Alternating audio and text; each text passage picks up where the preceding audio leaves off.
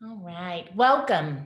Thank you for joining us for today's South Talk, Indigenous Cultures and Histories of the Southeast with Dr. Dwanna McKay. Today's South Talk is co-sponsored by the Arch Dalrymple III Department of History and the Native American and Indigenous Studies Working Group, both of which are here at the University of Mississippi. I would like to introduce you to a member of the Native American and Indigenous Studies Working Group and faculty, who will then introduce today's speaker and facilitate the Q&A later on. Dr. Robbie Etheridge is professor of anthropology at the University of Mississippi. In addition to editing 4 anthologies, writing numerous articles and book chapters on the history and ethnography of Native peoples of the American South, she is the author of Creek Country, The Creek Indians and Their World, years 1796 to 1816, which was published in 2003, and the Mooney Award-winning book From Chickasaw to Chickasaw, The European Invasion and the Transformation of the Mississippian World, years 1540 to 1715, published in 2010. She is best known for her work on the 16th and 17th century colonial disruptions in the American South and the resultant shadow zone that transformed the Southern Indians. Her current research continues this examination as she reconstructs the history of the pre-colonial Mississippian world, which examines the rise of the pre-colonial Mississippian chiefdoms, the 700-year history of this world, its transformation with European contact, and the restructuring of Native societies that occurred as they became an instrumental part of the colonial South. Thank you, Robbie, for your time and energy and taking part in today's South Talk. And thank you, Afton, for the introduction, and also would like to thank Southern Studies for bringing an Indigenous perspective to South Talk. That's wonderful. It's my distinct honor today to introduce to you today's speaker, Professor Dwanna McKay. Dr. McKay is a citizen of the Muscogee or Creek Nation of Oklahoma, and for those of you who don't know, the Creeks were originally from the native South in Alabama and Georgia. And anyway, she is an assistant professor in race, ethnicity, and migration studies at Colorado College in Colorado Springs. But today she joins us from Norman, Oklahoma. In addition to acquiring 2 undergraduate degrees, I know, right? One in political science and one in management science, and a master's degree in sociology, she has also received her PhD in sociology from the University of Massachusetts in Amherst. She is the author of several publications focusing on racism against Native Americans, questions of Indigenous authenticity, decolonizing methodologies, and critical race theory. She is also an activist and with a very strong commitment to social justice issues, and especially as they play out in Indian country. Today, obviously, she comes to us via Zoom, and her presentation is Indigenous Cultures and Histories of the Southeast. So please join me in welcoming Dr. McKay, and remember to post any questions you may have in the Q&A, and we will get to those after her talk. Okay, thank you, and Dr. McKay, I'll turn it over to you. Thank you so much for that wonderful introduction, Professor Etheridge, and thank you also to the Associate Director of the Center, Afton Thomas. I'm just excited to be here, and I hope that today will really be a lot of fun. So let's see what happens here. So first, I'm going to start us off with what I like to do every time is a land acknowledgement. So I'm going to go back, maybe go back, here we go, to the land acknowledgement. And if you see, I've put your beautiful, the University of Mississippi. This is often a photo that's used, and I thought it was just gorgeous. So, so before I dive into this talk, I'd like to begin with a formal acknowledgement of the land on which we gather today. and indeed related to the University of Mississippi's mission of equity and diversity and inclusion. I think that we must acknowledge that the land on which we learn, teach, work, and grow is the traditional territories of the Choctaw people, currently the Mississippi Choctaw band. So we also acknowledge that academic institutions, including universities like the University of Mississippi, were founded upon and continue to enact exclusions and erasures of Indigenous peoples. And because it's so important it is so important to recognize that Native and Indigenous people were forcibly displaced from these homelands, and thousands died in this forced displacement, forced relocation. We often hear that these are complicated histories from non-Native people, and the histories are actually quite simple, just very difficult to hear. So the insatiable greed for the land and the resources contained therein manifested as a racist conquest that justified the removal and of people from their homelands in the name of so-called civilization. So there's so many stories that occurred and historical. We're not going to go over many of those today, so I don't want you to be concerned about that. But I do want you to understand that the establishment of this nation state to which we all pledge ourselves also has another history, another side. And as children, we were taught, Native children, non-Native children alike, were taught that this was all in the name of freedom and justice and the progress of civilization. So we need to pull back the curtain of these so-called complicated histories so that we can see the consequences of this justification and the racial hatred, the destruction of our Earth's resources and its ecosystems, and this continued false rationalization of it all. We owe it to ourselves and to others to look at things honestly. So consequently, we must also acknowledge that even after suffering centuries of sanctioned and intentional physical and cultural genocide and the continuous bad faith is exhibited to them through broken legal agreements, including 370 treaties between sovereign Indigenous nations in the United States, Indigenous peoples are still here. We still work, vote, laugh, thrive, and contribute right here in Mississippi and in the Southeast, as well as all across the country.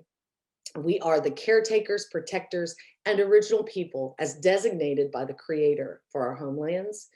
And through these acknowledgements, this is the good news, y'all. Through these acknowledgements from me, you, and all of our communities, it demonstrates our commitment to beginning and continuing the work of dismantling ongoing legacies of settler colonialism and revisionist histories, and to recognize the hundreds of Indian nations and their citizens who continue to resist, live, and uphold their sacred relations to and across their lands. And we also necessarily pay respect to the elders, the old ones, past, present, and the future ones who stewarded and continue to steward this land through the generations. Finally, through these acknowledgements, we accept that the achievements of our mission statements, of our desire to all be one and to have equity in our work, it requires that we do more than just the recognition of this land and that it was and the histories of it. It requires real and equitable partnership with the Mississippi Band of Choctaw, and also all the other Indigenous communities that exist today in Mississippi.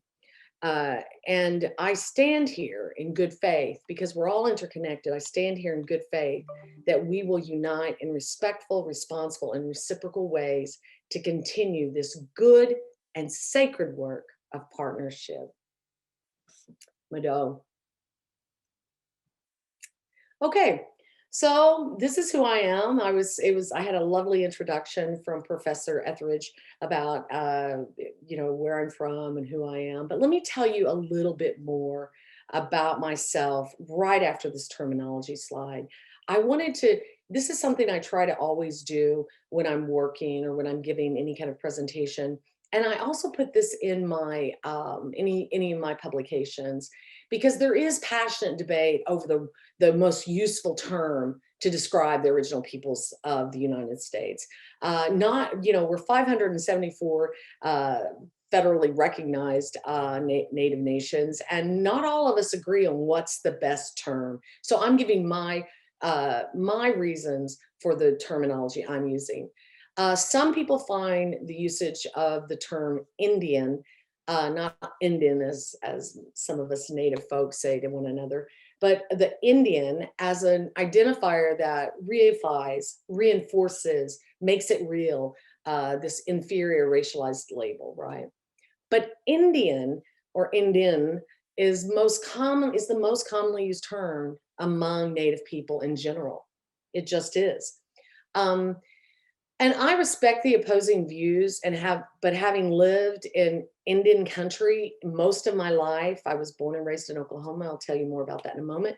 I hear elders and other Native folk use the term Indian on a daily basis, but I still find it uncomfortable. In all transparency, I still find it uncomfortable when non-Natives use the term Indian so easily. However, for the purpose of this talk, I will use American Indian because of its usage by the US Census Bureau. I use the term Indian because it is the legal term used within federal Indian policy. And I use the terms Native and Indigenous and Original Peoples as my preferences. So thank you all for bearing with me on that. I apologize for the dinging and all that that's going on. It's part of this world we live in, isn't it, that we have this going on. So appreciate your patience with me. Okay, so let me tell you a little bit about my story. It's very important for Native peoples or Indigenous folks generally to position themselves and to get to know one another. So there's a reciprocity in that. Like, I don't expect you to hear me tell you about yourselves or your histories without giving you a little of my own. It's reciprocity. It's part of our cultural. So really, I'm actually teaching you about culture right now, just to let you know. Let you inside why I do it. But my stories, my personal pronouns are she, her, and hers. I'm a citizen of the Muscogee Creek Nation. I'm not only a citizen, I was raised within my culture, Tiger Mountain. My grandparents, my first language was Muscogee. It was Creek. We were always talking about, do you talk Greek, right? So I was raised in an impoverished rural area of Oklahoma. It's about 45 miles south of Tulsa, so Henrietta. I was a non-traditional student. I went back at the age of 25 I actually took my first class at the age of 25. I took a non-traditional path to academia. I had 2 previous careers. I was in finance for 13 years and then nonprofit for 12 years. I'm a sociologist. I'm a critical race scholar. I'm an equity and justice activist, but I'm also a professor, right? So I'm an assistant professor, go for tenure next year. I'm a mother. I have a daughter, and I'm a lover of dogs. I'm really a lover of all animals, but dogs have my heart, right? So the reason it was important for me to give you this background is because you can know who I am, why, who's doing this, why I'm talking, what I'm talking about, and where I am within the research. Can I give you some, let me say this. Hushje estango Dwanna McKay jajifkados Muscogee Nogazagi Doez Colorado College Mahaya Doez Ligabuxchi Mado. I just said hello. How are you? My name is Dwanna McKay. I'm Muscogee. My clan is Bear. I am a teacher at Colorado College, and welcome to my South Talk. So welcome, right? I thought it might be helpful to give you that bit of background. So academia is my third career. I previously worked in consumer finance for 13 years and then nonprofit Hunger Relief for 12 years. But my driving motivation in my work now is to center Indigenous peoples in the academic conversations around race, racism, discrimination. And so altogether, my research focuses on the sociology of social inequality. So in one area of inquiry, my work examines the socio-historical construction of the American Indian race, the social complexity and dynamics of contemporary Indigenous identity, and the impact of racism against Indigenous peoples. And I also participate in the subdisciplines of public sociology to engage a wider non-academic audience through poetry, op-ed pieces, film, essays, and talks like these. So as a critical theorist and Indigenous scholar, my goal is to bring social and academic awareness to non-natives about the histories, cultures, and contributions of Native peoples. So in telling you a little bit about me, I thought I'd let you see me in my traditional dress. That's my fancy dress. I wore that to a couple of inaugurations of our principal chiefs. In the lower left-hand corner, you'll see that I have on a pin on my coat there, and that shows that that's a pin that is the emblem of the Muscogee Creek Nation.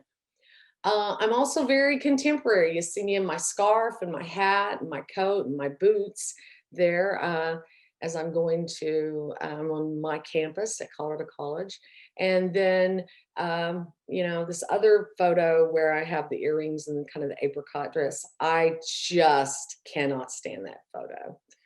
But I show it because it shows that I can wear something modern, but I also wear my earrings, which is, to show that I'm culturally, there's cultural symbolism to being Indigenous. We really do wear these things because our ancestors wore them. They wore things that indicated, they have meaning to them. But now that you've seen me, it seems kind of egotistical, doesn't it? Let me show you these photos of myself. Well, I'm not meaning to be. I wanted to show you that it really is about being connected. So if you see here, you see these really bad photos of when I was young, because I am old enough that we had really bad picture taking. Not everything was digital then. But in the top left corner, you see me. I was a 16-year-old and I had a baby. So I was 17 here, but that's me and my daughter, Dina, in there. I'm pregnant in the middle photo. And then the other three photos are of me and my daughter. We're always volunteering or doing something. So my daughter is 40 years old, so she's not a young one, but doesn't she look great? Yeah. But that's not the only important connection and cultural significance to this. I was also very, very close to my mother. My mom was older when she had me. She was just the opposite. I had my daughter very young. She had me when she was in her 30s. And I lost my mom in 2014, and I still tear up about it. So please forgive me. But my mother was and still is, she's the voice in my head. She's the most important connection that I have to my culture. And she was full Muscogee and taught me Muscogee taught me my languages from a very young age. And so that's me. I don't know if you can see in the top right-hand corner, I have a perm in my hair. And by a perm, I mean a curly perm, one that curls your hair. I had to lighten that picture because it was so dark, but it's still us. You can still see that it's us. And then I can't talk about my mom unless I talk about being a young child, not just as I was, like my mom, but seeing these pictures of me. So this is my mother and her mother in the middle bottom row. On the bottom right hand corner, that's my mom, and that's the only baby picture that we have of me. But this is me too, right? So one of the things that I like us to think about is when we think about what Native people look like, who Native people are, this is who we are. Oh, sorry. And this is my grandmother on the left side, the large photo. And she was an original allotee enrolled in the allotment process. My great grandmother is on the right top side. And then my great grandfather, Joseph Wills, is in the bottom right side. And so this is my grandmother, Lily Wills, and her parents, Nancy and Joseph Wills. And so they all went through the allotment period, and we don't have pictures of the removal and all of that because back then we didn't use those things, but these are my people. And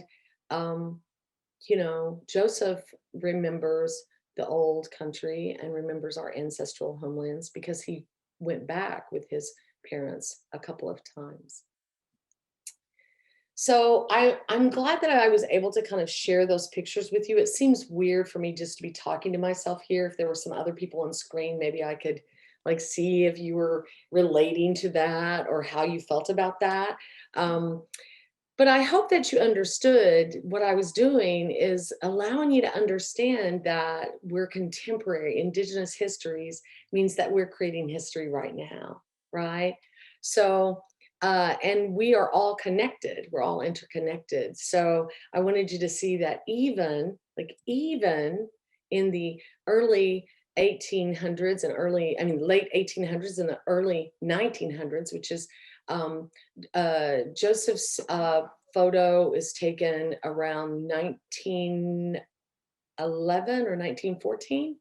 And then Lily's photo was taken around, I think she was 20 here. So it was around the 20s, 1924, 25.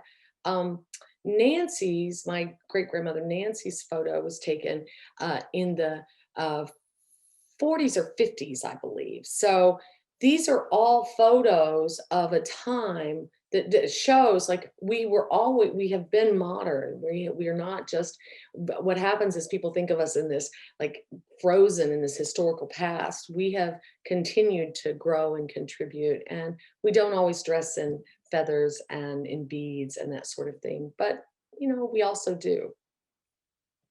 Okay, so I want to give you some kind of like a little bit of an overview of like who are the Native peoples, right? Who are these American Indians that are always upset about mascots, right? So out of about 100% of the 309 million people, only less than 1% identifies fully American Indian or Alaska Native. So almost 2% identify as mixed race. So they're both AIAN or Indigenous, and they're also another race. There's 574 federally recognized tribes. There's another 250 plus non-federally recognized cultures and peoples, and this is in the geographic area we now call the United States. And they're grouped by band or clan or geographic area generally. So my clan is Nagasagi, but I am Muscogee. So Muscogee peoples, there's a confederacy, there's particular clans that we have. The other 5 tribes, the other 4 tribes of the 5 tribes, they have clans that may be similar, may be different. But altogether in the United States, we have 326 Indian reservations. Some of those could be 1 acre, and the largest is the Navajo Nation. Okay, I wanted to show you this picture because it shows you like the population levels in the United States as of 2013. There's more actually now because of the birth rate and what's going on. But if you see, Mississippi has less than 25,000 people, and that's still pretty accurate. Florida has more than 100,000 now, so it would be blue.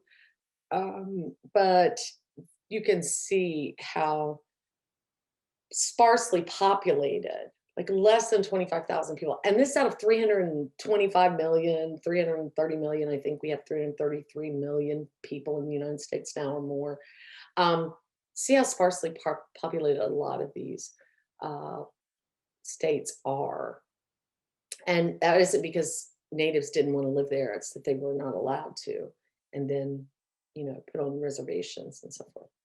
So I also wanted to look at, I went in, this really actually took some time to gather all this information. Like I had to go into the Census Bureau, and I have all those links.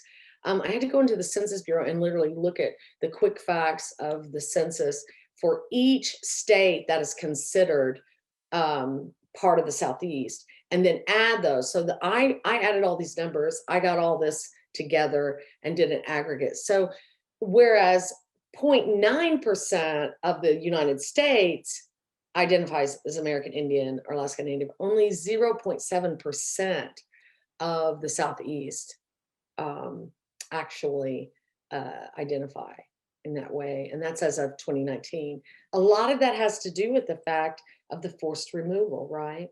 There's over 110 distinct peoples in this, and pre-colonial period or pre-European invasion, right? Over 110 distinct peoples in the Southeast region. Currently, there's 6 federally recognized tribes. And what that means when you're federally recognized is that confers government to government relations. It is the understanding that we are sovereign nations. And so the only people who can make deals with us, who can actually not make deals, I don't mean to say that, so who can talk with us about our sovereignty and where we can live and what services they owe is Congress, and that's the federal government. Congress has allowed for the administrative branch of the Secretary of Interior to be over the Bureau of Indian Affairs. But there's only one in each of these states, one federally recognized tribe in each of these states. So Alabama has one, North Carolina has one, South Carolina has one, Mississippi has one. There's 2 in Florida. There are 26 state recognized tribes, but I have to tell you what that really means. When people say, well, we're state recognized, it really means that just recognize that historically you've been there and your contributions and of your histories and cultures on today's world. It doesn't mean that you have any real rights or under federal rule.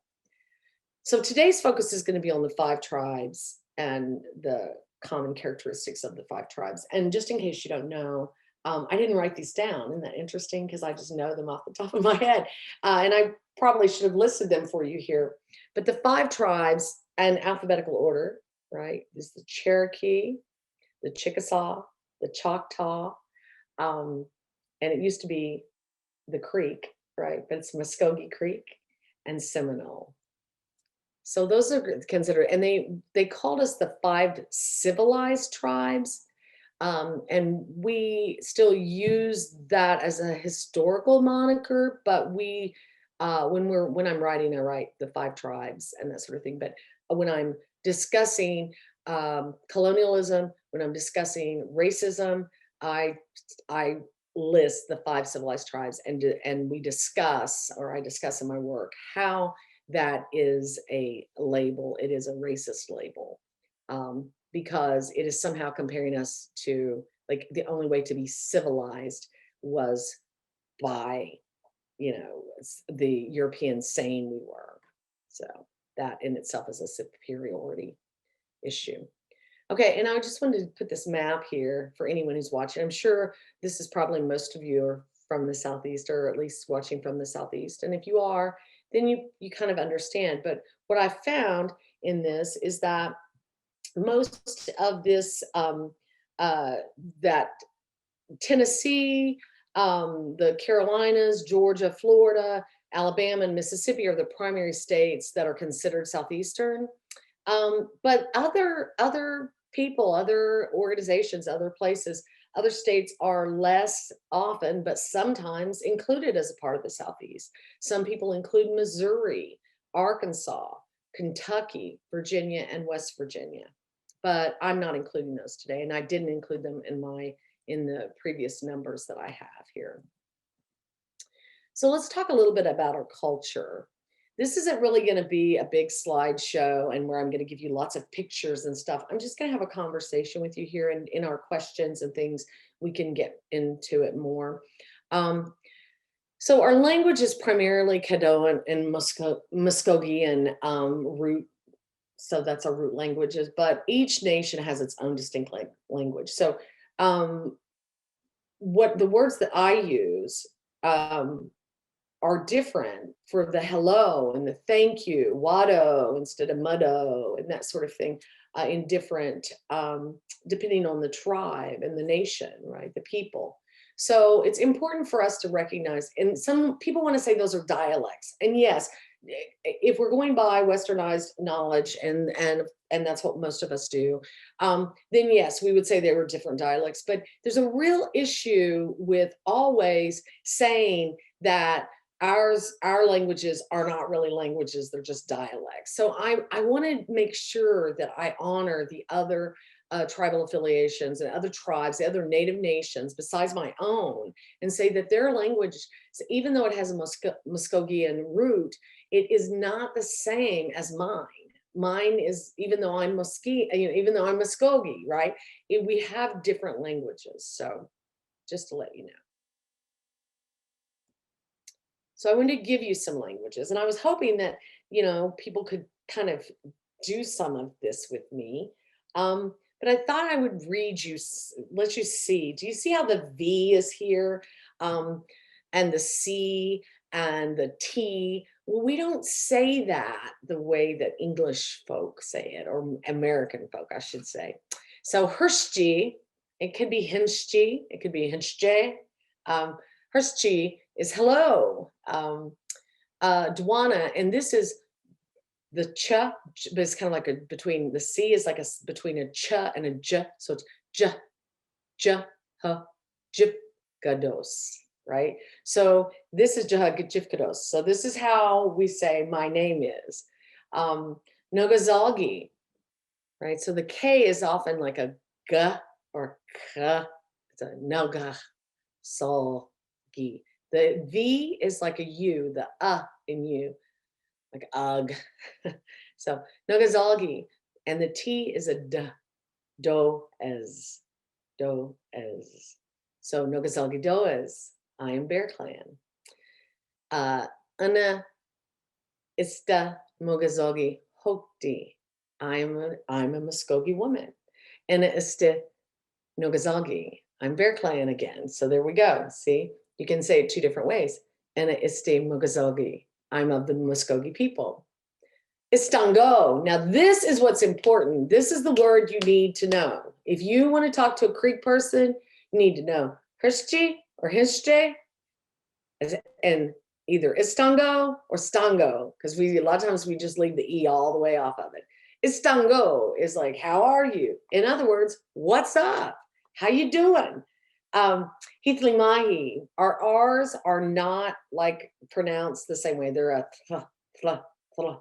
So Heathly Mahi is I'm doing fine. Monchinta, and you? How you doing? Ligabuxchi, welcome. And that's to a group, not just to one person. Some more of my favorite Muscogee words are mado, thank you, but it really means it is finished. So when I'm saying mado, I'm like, it is finished. But we really, in modern times, we're saying thank you. Inga is another word, so you need to know. Hershji, Stango, Mado, and Inga. These are the words I teach my students. And it is wonderful because I walk around on campus and I will hear my language spoken to me. Can you imagine going through every day of your life being the only language speaker of your language, being the only speaker of your language? And so what I ask my students to do, because I teach and I love that, is to learn some of these words, and then I get to hear my language spoken to me, not just me speaking it. What if no one else in your life spoke English or Spanish or whatever language you speak? It's very alienating and very lonely. So I think that language being part of culture is really important. The Inga, you're welcome, or okay, doesn't really mean you're welcome. It just means, okay, so Mado, it is finished. Inga, okay. Mahaya is teacher. My favorite word of all the Muscogee words is monks. Monks. Monks. No. It was my favorite word as a child. It's my favorite word today. No. And yes is hee hee. So I hope you've enjoyed that. That's some language. I want to give you a little taste of it. So kinship and connections, another part of culture. So culture generally is like, you know, family and traditions and language and foods and religion. So I'm looking at this from with Indigenous epistemology, so Indigenous knowledges, and this is how I wanted to kind of present it today. Matrilineal, we're matrilineal people. I think that that's one of the most interesting things is being, is trying to constantly understand how other people view family structure and culture and connection from a non-Indigenous way. I think that brown and Black people generally are ones that they will, I mean, we have a different like structures, familial structures. And I really love this. Okay, sure. Okay, so matrilineal, how many people ask me all the time, how many grandmothers do you have? Because I'm always talking about my grandmothers. My grandmothers. My grandmother and all of her sisters, and there were 12 women in the family and then another 3 men, all of them were my grandmothers. What about cousins? I mean, everyone who is Muscogee is my cousin. Basically, if you're in the same clan, you're my cousin. But if you're my, what you know as first cousin, if you're my cousin, first cousin, you're my brother or my sister. And when it comes to women and men in a matrilineal society, when in relationship to children, the father has no rights to his children. I know, sounds kind of harsh, doesn't it? No, the father is responsible for his sisters and his cousins' children. The mother and her brothers and her uncles and her cousins and fathers, grandfathers are responsible for her children, for the male roles and so forth. So geographic location, what's really important to us is a connection to our place and space. And we really believe in the stewardship of land and air and all that. If you are native culturally, then you understand that. Our ceremonials, the green corn ceremonial, I can tell you, like, just here quickly about green corn is like Jubilee. It is every year we go through our Pushkita or Bush, as you know it, to cleanse ourselves, and we forgive all the harm that's been done, all the harm we've done. It is like a cleansing, and we start fresh every year. If you can't do it, if you can't forgive, then you don't do bus. When I went through a really tough divorce, I couldn't go to green corn for 3 years because I had to fully forgive everything that had been done to me for me to be able to participate in that. So, and we dance around a fire, and southeastern cultures dance counterclockwise. If you have a tribe, and I know Alabama does, that does powwow. Powwow is not our traditional way. That's not Muscogee way. So we have to understand that some tribes have had to recreate their own traditions because they haven't, stayed true to the ones that are ancestral. Okay, and let me get out of this so I can go forward. Here we go. I don't know why I'm not, there we go.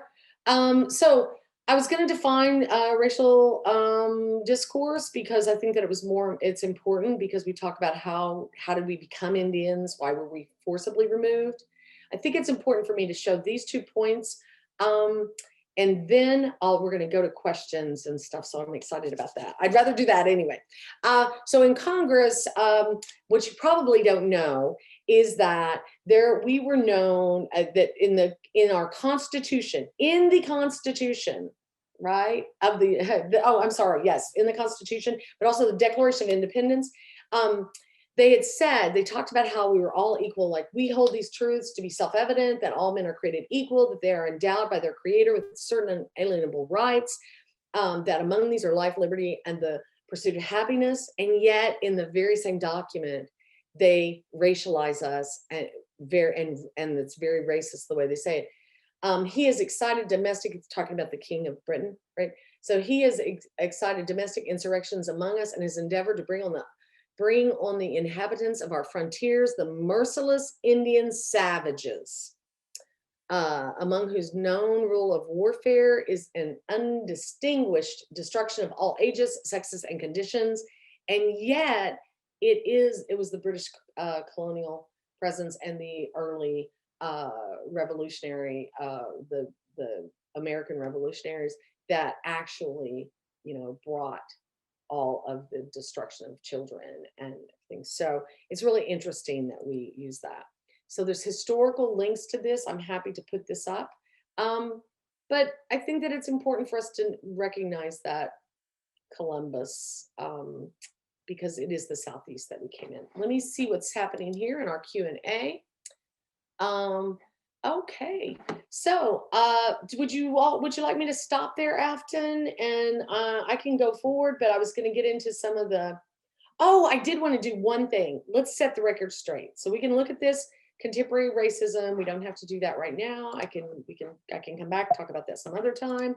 But I do want to talk about setting the record straight about when the Vikings, when the Europeans arrived, is what I have in the Americas, but I generally put invaded, but I was trying to be sensitive to you all today. Original peoples were advanced civilizations. They've talked about the Cherokee, they've talked about the Creek and the Chickasaw and the Choctaw, particularly about how we bathed daily. We had dentistry and surgery. We understood hydraulic agriculture. We had innovative political governance. If you go further on, the concept of zero, there's no evidence that the five tribes had that, but we definitely had like weaving, and the cultivation of land was beyond what anybody. There is just so much history talking about how we had our agricultural abilities were phenomenal. So, and we were big on equity. That's it, Ravi. Should I stop now? Yeah, I guess so. And we'll go to the, there's a lot of questions, so I'm just gonna okay, jump right into them. And I'm gonna stop sharing and so that we can just see each other. Is that okay with you? Yeah. And since the rest of the panel can't see the questions, I'm gonna read them out and then you can just, go answer them as you want. So one of the first ones is, what are your thoughts on our new Interior Secretary, Deb Haaland? I had that question too. Oh, well, I mean, I am incredibly excited. The Secretary of the Interior is over, the Bureau of Indian Affairs and over Indian Education, the Bureau of Indian Education, and really has been, that position is important when it comes to policy.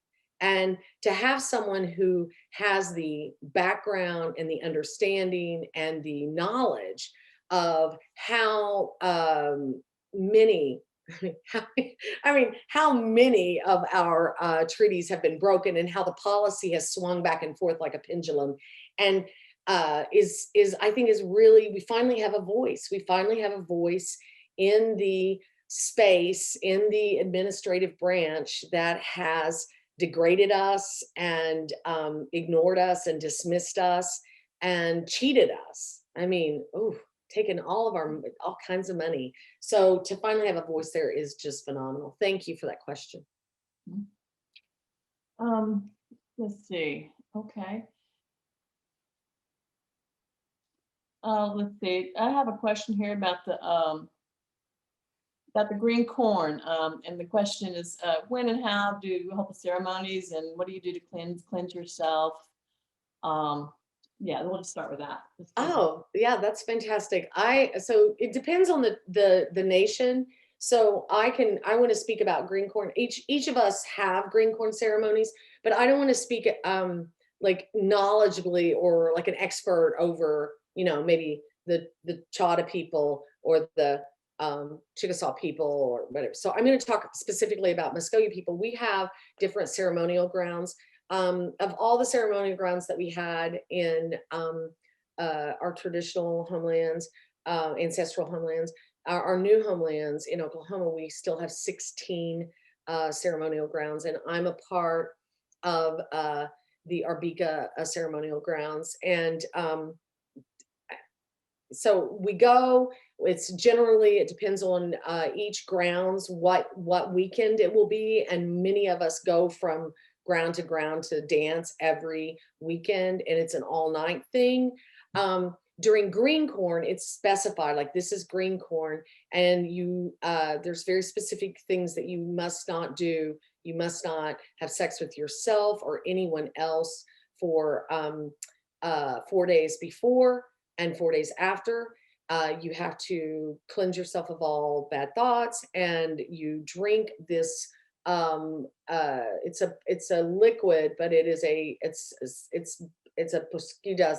It's a particular liquid that is made up by the ceremonial chiefs, and then we dance around the fire all day, all night. So it depends on.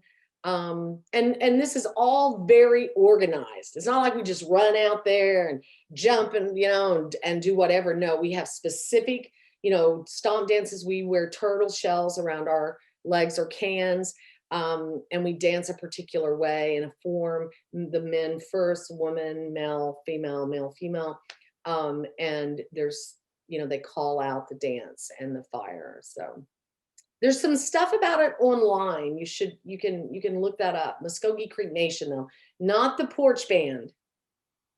Do not look them up. They do not represent Bean Creek or Muscogee Creek in that way, in the traditional ancestral way. And we have a real issue with the way that they did our ancestors for their. So I mean, I'm just telling the truth. I'm just really, that's who I am. Sorry. Okay, I have another question, and he prefaces it with a long-winded question, but it's not really. But I'm gonna read it because it is a little complicated. And it says, many scholars who study race and racism in the U.S. in particular center chattel slavery and Jim Crow in the American narrative. American Indians and Indian removal is most often discussed simply as backdrop. Most recently, this was the case in the 1619 Project, though it's certainly not the only example. Can you talk a bit about why this is the case and whether our fields need to reorient? Well, this is what thank you for the question, because you just validated everything I've dedicated my life to for the last 20 years, right? When I went to graduate school, I was like, I'm a race scholar, and everybody's like, well, but Native people don't want to be identified as a race. I'm like, no, we aren't a race. No one is really a race. How that is framed is, white supremacy is able to label others or other people, right? But we deal with the consequences of racism. And one of the things that racism and white supremacy does is it erases or dismisses or makes it where it's no longer even relevant, particular peoples and things, because you cannot have the benevolent pilgrim and the narrative, this racial discourse of we're good, the United States is founded on freedom and was you rebelled because of political tyranny of the king. You can't have that be the myth that continues without, you know, dismissing all that, you know, happened to indigenous peoples. The only way to be politically independent from Britain and to gain all the other land was to literally commit genocide against indigenous peoples, wipe us out and take our land. And so it's a settler colonialism is really what it is. So yes, the narrative is this, and I say this to my students, I talk about it in my work. You cannot leave indigenous peoples out of any historical narrative, out of any political narrative, out of any race scholarship, unless, I mean, when you do that, all you're going to do is it's at best, it's going to be incomplete.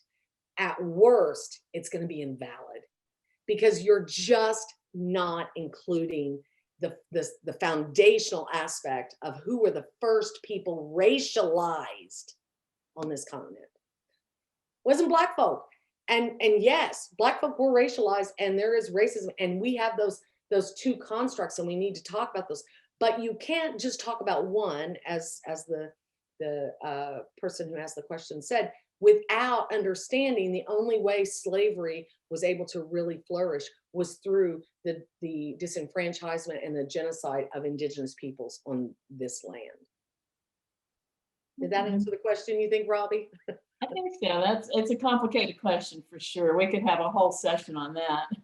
Oh, I know. Yeah, I couldn't very well. Yeah. Yeah, but no, I think you summed it up really nicely. Another question is, I'll paraphrase it, but this person had visited the mound called Chickasaw in Memphis. And they want to know, does the Muscogee Creek tribe have mounds as well? And if so, could you talk more about them? Well, yes, I could talk about that. We're mound people, and we have in Oklahoma when we were relocated and we moved and relocated to Oklahoma, our capital actually has a mound. It's called the Mound. That's where our official headquarters and all of our offices are. So mounds are important to us. They were ceremonial generally in nature and sacred sites. We didn't, they weren't necessarily burial grounds. Like some people think that all mounds have people buried in them or something. No, ours are ceremonial, but we are mound builders and mound people, yes. Okay, thank you. And yeah, I would like to recommend anybody that's in the vicinity to go visit Chickasaw. It is a powerful experience, as the person noted.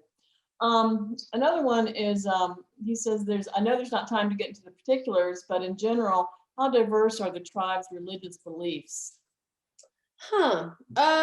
Well, so pretty diverse, actually. You know, we all have different origin stories, and I would say this. So the Creek people or the Muscogee people are generally a confederacy. So we have a lot of different groups that are under the umbrella of being called the Creek Confederacy, and they're very different. Like the Yuchi people with Creeks they speak a completely different language than we do, right? But they're part of our nation and part of our citizenry now after being removed. So I think that they're pretty diverse in like what the clans are, the origin stories, you know, how they understand the creator. For Muscogee people, traditionally, there were particular gods that were involved in day-to-day. There were particular gods, and these are not male gods. So none of the Christian stuff there, right? They weren't like men. But there is the creator of whom we don't speak, right? That's the creator of all things, creator of the gods, the lower gods, and all of that. but it's pretty diverse. But most Muscogee people have their ceremonial ground beliefs, and then I think that that's also the way the Katuwas and the Cherokees, right, and the other the Chickasaws and the Choctaws or the Choctaws. I'm sorry, I have a lot of kinfolk and a lot of friends who are Choctaw, and my father was Muscogee and Mississippi Choctaw.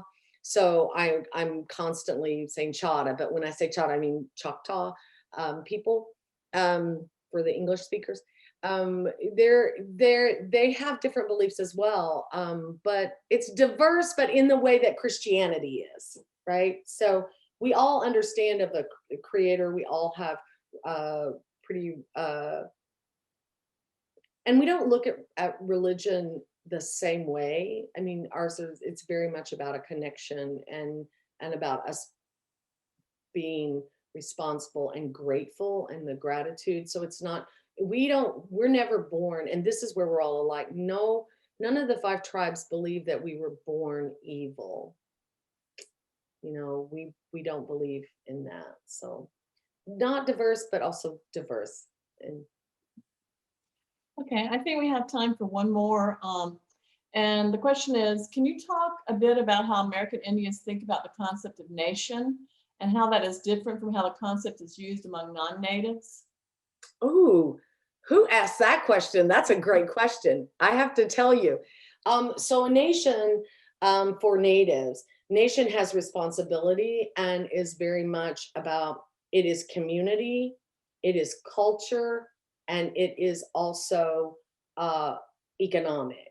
So our nations are there, but everything that is sovereign, right? So our people are, we have autonomous, we are autonomous individuals, but we do things for the group as a whole, is the way we look at nation. And nation is more than just this idea of individualism. We don't see it in that way. Nation really talks about the responsibility that we have to one another and the communal understandings of how we believe that through a reciprocity that we are to take care of one another. Our nation is not there just to make money or to somehow advance us. The nation is there to always do what is best for the citizenry or membership as a whole. We believe in reciprocity, that our elders still give to us their wisdom of their experiences and their memories and all the knowledge that they have accumulated. So they are such an important part of our nation. Our children bring us joy and teach us new things through their desire to know things and to explore and being curious. So we never say, oh, you need to go get a job. We don't look at that way. We understand that we all give to each other and grow together. The really like capitalistic, economic, like, well, this is what nations are about. Yeah, that's not traditional, and it certainly is frowned upon. If people actually speak in that way, our leaderships do. We want to be successful. We want people to be able to have the ability to go to school and to have jobs, and we want to create that for us. But the only reason we're doing it is for our citizens and to contribute to the area where we're living, right? So we provide so many jobs for people who are not Native. The way that the US is I ask a question with my students all the time. I'm like, are we a community or are we an economy? Because all of our language in the United States, because I'm a US citizen as well, right? I'm not removed from that. All of our language is we the people, and together, and we really have this community speech, but we make all of our decisions, supposedly we're making them what's best, but they seem economic in nature and only economic. And I wonder how that juxtaposition and how that disconnect happens, and how we can not allow that to happen anymore. How we can start saying, yes, economic, we need economic gain, we need to be economically stable, But we can only do that if we really look at our community as a whole. All this like billionaires, you know, even in COVID, they've gained billions of more dollars, and the rest of us have been struggling. That's not the way Indigenous peoples, and particularly the 5 tribes, look at nation. We are sovereign entities, and we have the right for self-governance. We get to choose our own who belongs to our people, and we look out for the best for our people. Hey, Afton. Hi. Oh, I cannot see myself on my screen. Well, you look great. Oh, Thank you so much. This has been informative, and you sharing about your personal story and your background was perfect. Thank okay, you good. for sharing that with us. And that is in the chat. It was, I mean, it was compliments coming your way. So thank you. Thank you, Robbie, for excellent facilitation of the Q&A.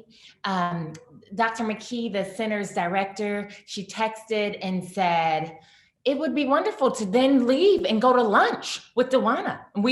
That's what we would have done had you been able to come here in person. So we are bummed, but we are glad that we were able to have you on the screen. Your spirit, your energy comes through, it radiates through. Thank you. Mado, Mado. Oh, I was gonna say it. I even typed it, Mado. Thank you. Yeah. All right. Well, have a wonderful afternoon, and I hope it stays dry for everyone. Mado, everyone. Thank you.